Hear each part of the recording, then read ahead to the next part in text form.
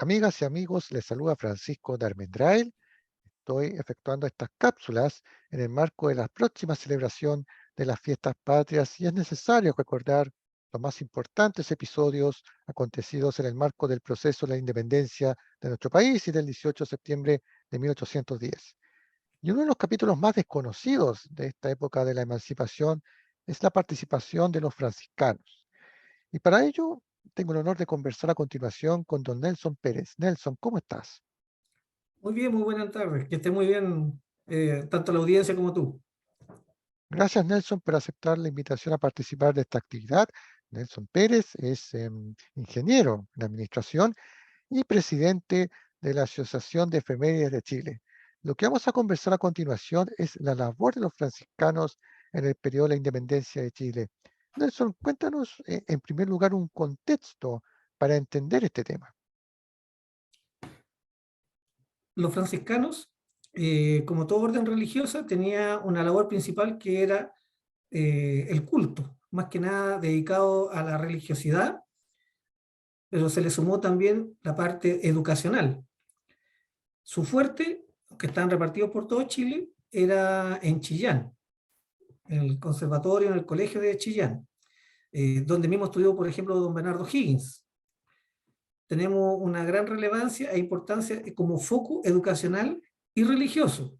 Y en la época de independencia, también a nivel político y de apoyo a los realistas en Chile. Perfecto. Es muy importante lo que nos estás contando porque es un episodio, como adelanté, poco conocido, ¿no es cierto?, de la contribución que ellos efectuaron, ¿verdad? Correcto.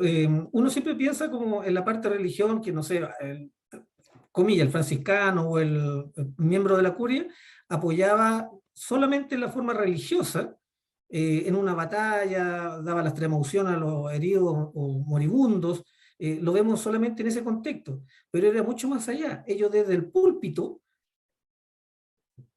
apoyaban la causa realista, despotricaban, hablaban en contra de la causa patriota y pusieron en una situación de el bien y el bien realista y el mal patriótico, que ellos también se decían patriotas porque eran por el rey de España.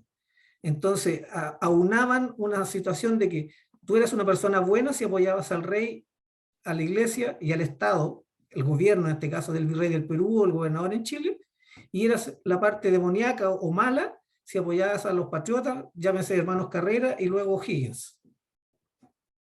O sea, de alguna manera ellos armaban como una suerte de lista negra también, ¿o no? Tenían como una lista de personas que había que perseguir también, ¿o no?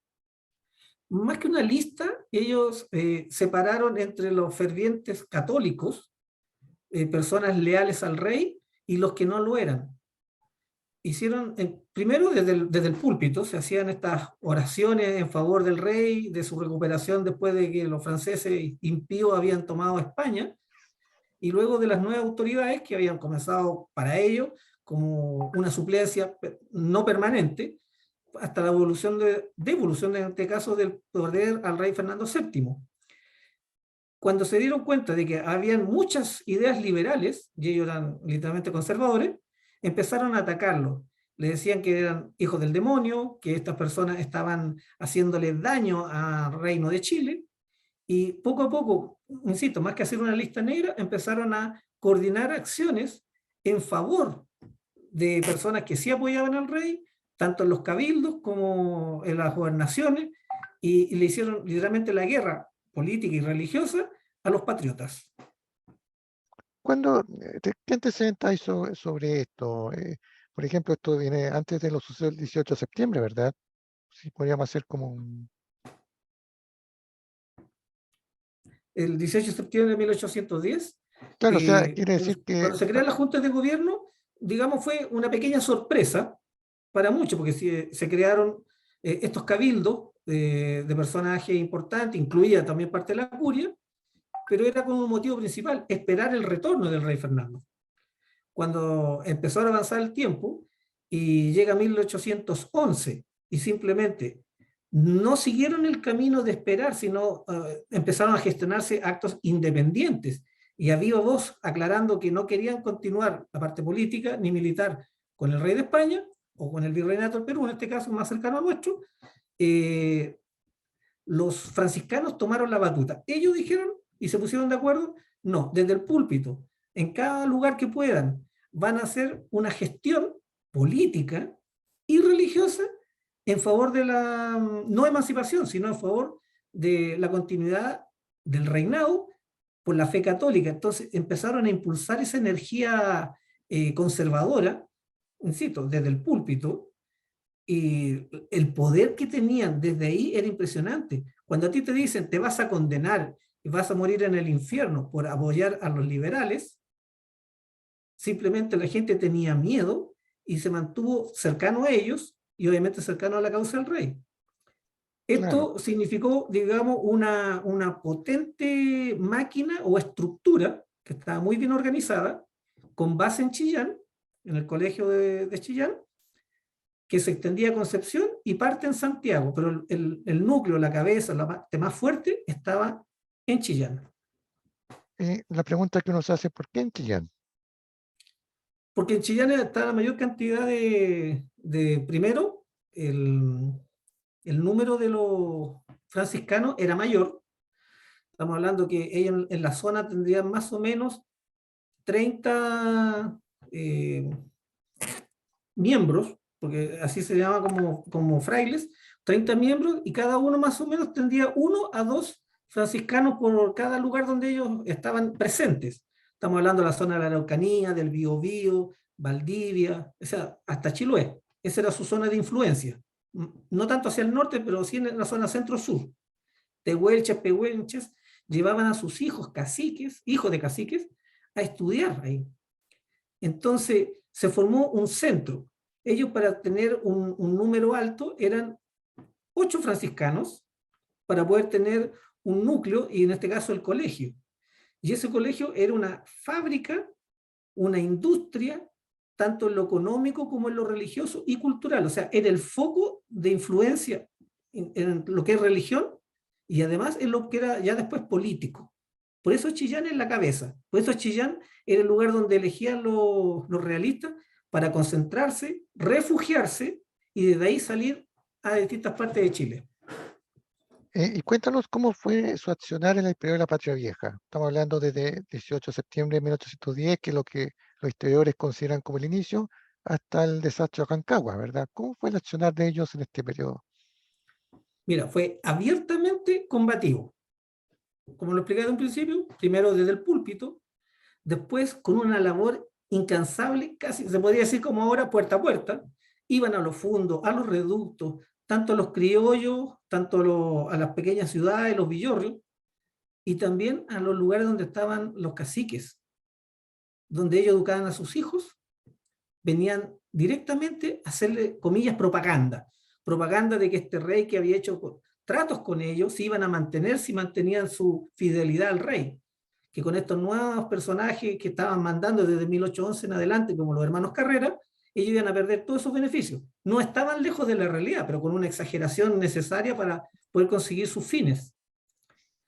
Esa fue la primera parte. Lo otro era empezar a hacer enlaces de información. No es que formaron un grupo de espionaje, pero conocían la zona porque la recorrían.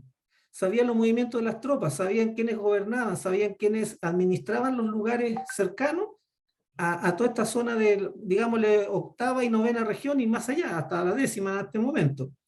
Entonces hicieron labores también de espionaje, o llamémosle información, porque no espiaban, ellos se informaban, si era una cosa abierta, pero condensaban esta información y la comunicaban, tanto al virreinato como ya a las unidades que no estaban a favor de los patriotas.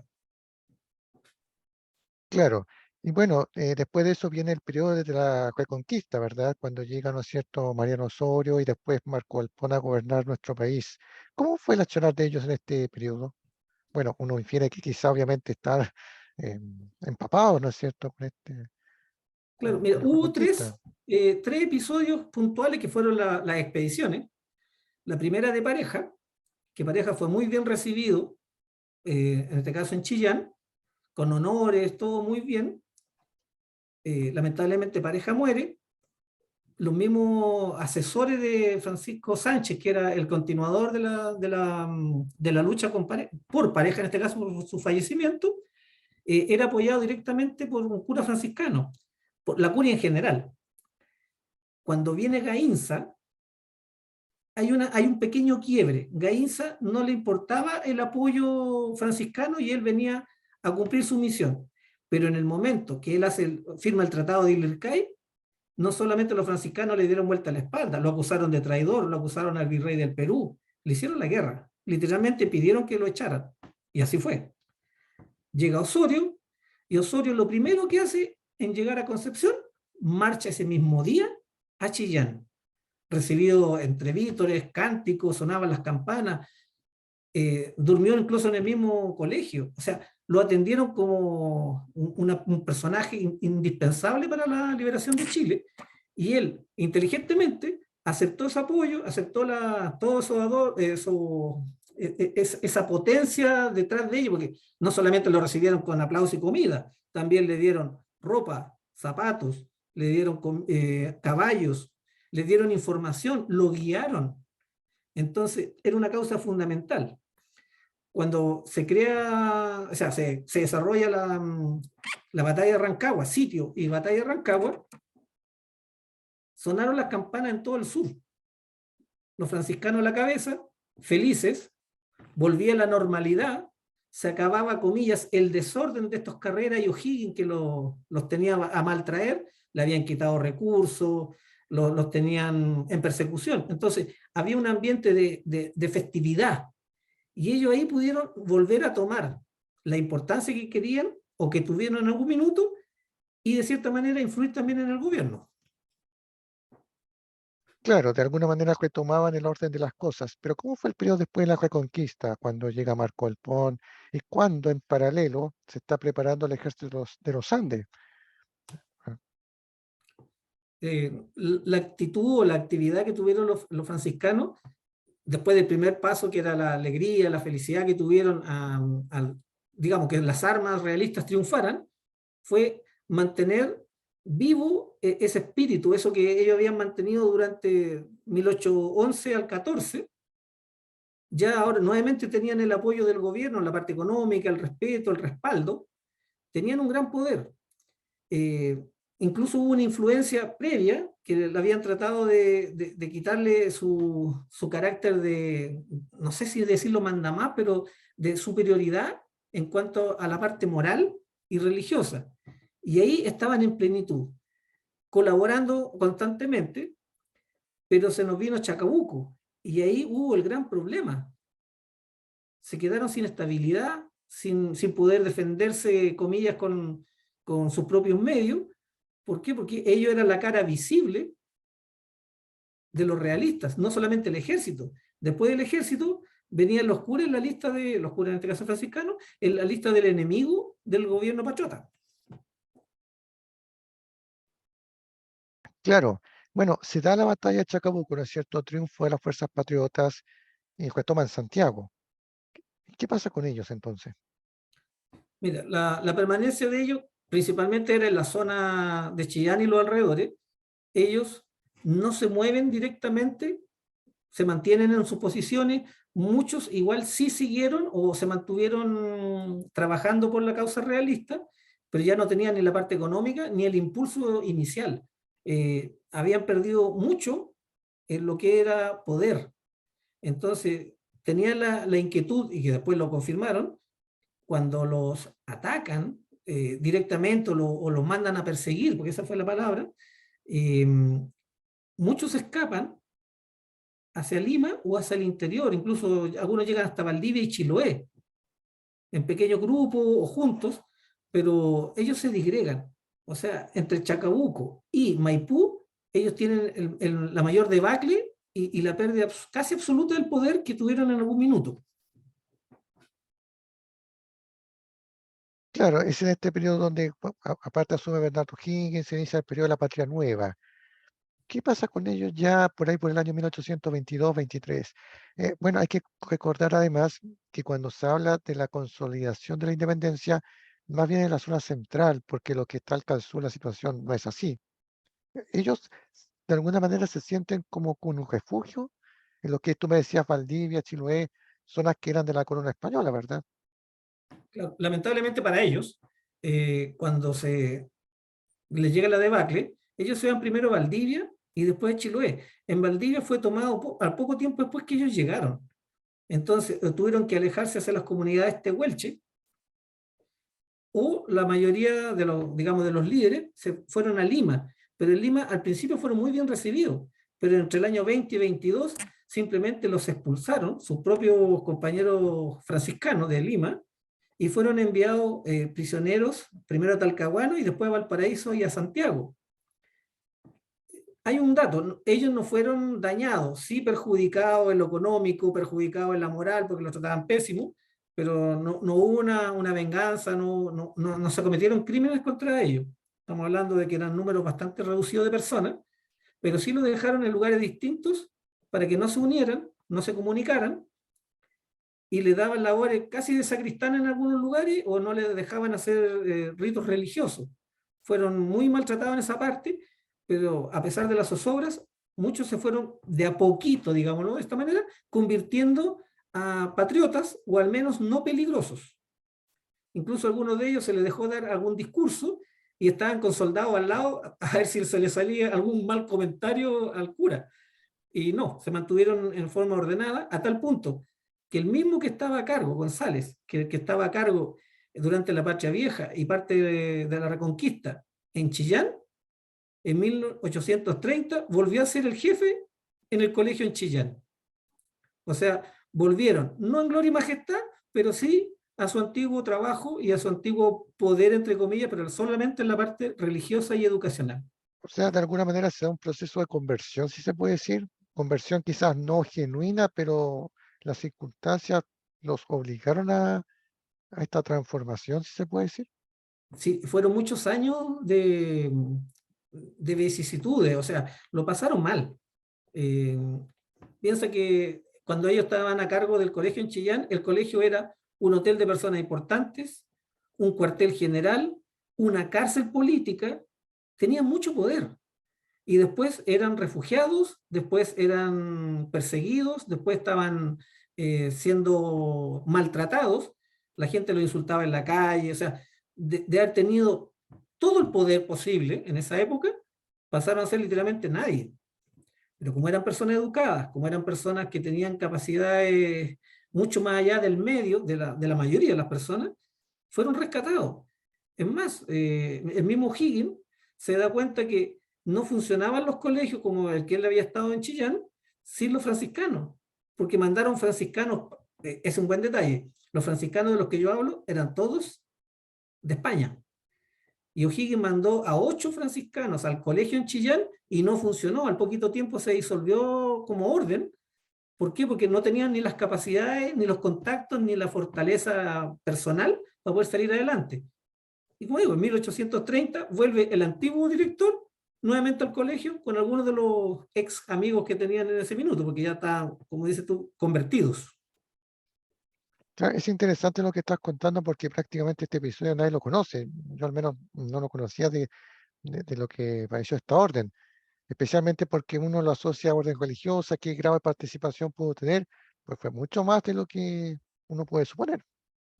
Imagina que tanto Pareja, Gainza no resultó, pero Pareja y también Osorio tenían asesores. Es más, según algunas personas, Sánchez tenía un asesor que casi mandaba por él. No sé si realmente pudo haberse llegado a ese nivel, pero el grado de influencia era tan alto que después que Gainza firma el Tratado del Lircay, simplemente le hicieron la guerra, lo trataron de traidor y pidieron incluso su arresto al virrey de Perú en forma directa. O sea, cómo corría la información era lenta, pero igual lo consiguieron. Cuando llega Osorio, casi manda arrestado a Gainza de vuelta. Entonces tenía mucho poder, era muy capaz de llevar mucho más allá de lo que fuera el púlpito, sino a la acción, tanto física como militar. Habían varios que eran de los franciscanos que estaban en la batalla, no así disparando como alguna gente se lo imagina, pero sí presentes, bendiciendo a los soldados, dándole apoyo anímico, diciéndole que su causa era justa, y eso es muy importante la parte anímica. En un minuto incluso hay un dato, que los soldados que estaban en Chillán, después del asedio o sitio de Chillán por parte de los hermanos Carrera, no tenían sueldo, y a fin de año se estaban por rebelar. Y un cura toma en sus manos el ir a buscar el dinero. Tuvo que conversar con una infinidad de personas que lo dejaran pasar, que no lo asaltaran. Estamos hablando de montoneras realistas, también indígenas de la zona. Llegó a Valdivia, consiguió el dinero y volvió a Chillán y pagó los sueldos. Y eso, además de ser anímico y económicamente correcto, fue ese nuevo impulso. Los curas cumplieron, los franciscanos cumplieron. Te da el apoyo religioso, te da el apoyo político, te alimenta, te viste y además te paga. Y eso fue el pilar para que esta guerra continuara, porque pudo haber terminado el 13. Quizás nunca hubiéramos llegado al 14 en guerra, pero los franciscanos hicieron todo lo que tenían a su disposición. Tenían ropa, tenían comida y lo conseguían todo. Era la oficina de abastecimiento del ejército realista. Conseguían que la gente peleara a favor de ellos o no peleara, porque cuando hubo la primera llegada de realistas a Concepción, el gobernador de Concepción, que era patriota, pidió ayuda al interior y no fue nadie. Porque estaban avisados por los franciscanos que eso era antipatriótico, era contra el rey y obviamente contra la iglesia. Y Concepción fue tomada, no hubo ninguna dificultad para tomársela. Ese era el poder que tenían los franciscanos. Era no omnipotente, pero muy poderoso. Muy impresionante y da cuenta también de un episodio poco conocido de este periodo de la independencia que es necesario recordar en estas fiestas patrias. Nelson, te quiero dar las gracias por esta breve cápsula que acabamos de hacer, porque la idea es justamente recordar estos episodios en el marco de vísperas del 18 de septiembre. Nuestros amigos pueden realizar las veces que quieran esta cápsula en este canal de YouTube y darte las gracias por esta instancia de conversar sobre este episodio. Gracias a ti, Francisco. Yo agradezco la oportunidad de poder compartir nuestra historia y episodios que no son tan conocidos, pero sí que son relevantes. No solamente vemos la parte militar, también vemos la parte social y, en este caso, la religiosa, con una gran influencia que muy pocos conocen o muy pocos saben. Así que te agradezco a ti la oportunidad y que tengas una muy buena tarde. Gracias, Nelson, y un saludo a nuestras amigas y amigos que nos están viendo en la cápsula. Que tengan unas felices fiestas patrias.